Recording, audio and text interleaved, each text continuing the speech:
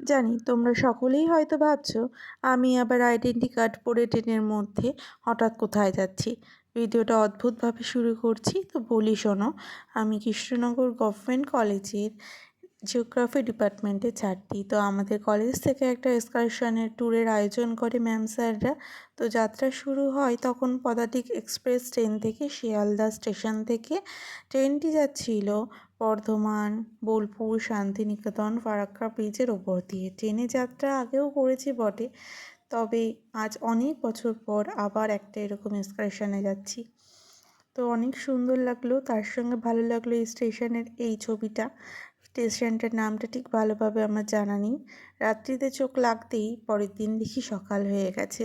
অনেকটাই বোর লাগছিলো। বেলা 12টা নাগাদ ট্রেনটা হয়তো আমাদের কোচবিহার, নিউ কোচবিহার স্টেশনে পৌঁছাচ্ছিল। তো এরকম নিউ মিনি ব্লগ আরও আসবে, সঙ্গে থেকেও। টাটা, দেখা।